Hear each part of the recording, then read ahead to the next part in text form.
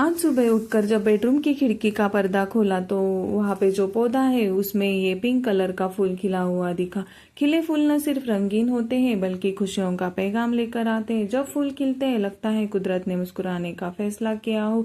फिर mini garden में जाके देखा तो वहां पे जो नया गुलाब का प्लांट है उसमें भी 2 रंगों में फूल लगे हुए दिखे, डार्क पिंक और एक फेंट पिंक। फिर सुबह के सारे काम निपटा कर मैंने कोको को भी नहलाकर अपनी गोदी में ही सुला दिया था। फिर उसे सुलाने के बाद मैं आ गई थी किचन में। मैंने सुबह में जो सब्जियां खरीदी थी उन्हें करना था मुझे फ्रिज में अरेंज। भाई खरीदने में इतना टाइम नहीं लगा था, इतना मुझे उन्हें अरेंज करने में लगा था, जिसमें मैंने बहुत सारी सब्जियां खरीदी थी जो मुझे पूरे वीक भर में चलानी थी। कुछ फ्रूट्स भी खरीदे थे जैसे एप्पल और पपाया जो पीहू के टिफिन के लिए काम आने वाले थे।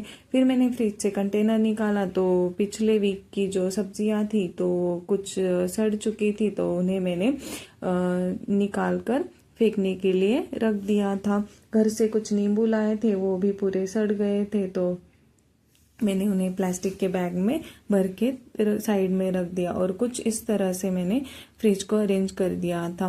फिर कोको भी तब तक उठ गया था।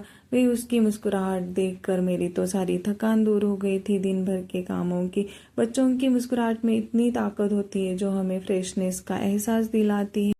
सुबह में सब्जियों को फ्रिज में अरेंज करते करते मुझे बिल्कुल इच्छा नहीं थी सब्जी खाने की, तो शाम में पतिदेव जी लेकर आए थे ये सुरमई फिश जिसे उन्होंने वॉश करके मैरिनेट करके रख दिया था फ्रिज में। अब बारी थी इन्हें बनाने की, जिसे मैं एकदम सिंपल तरीके से तवा फ्राई करने वाली थी, जिसके लिए मैंने एक प्लेट में ले लिया थी सूजी और डाले थे घर के सारे बेसिक मसाले, जिसमें था मिर्च पाउडर, हल्दी पाउडर, कोरिएंडर पाउडर, घर का मसाला और फिश फ्राई मसाला। फिर डाला था इसमें थोड़ा सा नमक। इसको अच्छे से मैंने मिक्स करके तवे पे कर दिया था फ्राई। कुछ इस तरह से दाल चावल और रोटी मैंने पहले ही बना के रखी थी।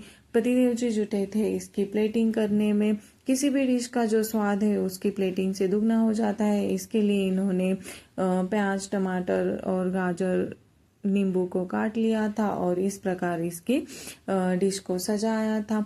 आपको पतिदेव जी की प्लेटिंग कैसी लगी कमेंट करके ज़रूर बताइएगा, और वीडियो अच्छी लगी हो तो लाइक, शेयर और सब्सक्राइब ज़रूर कीजिए।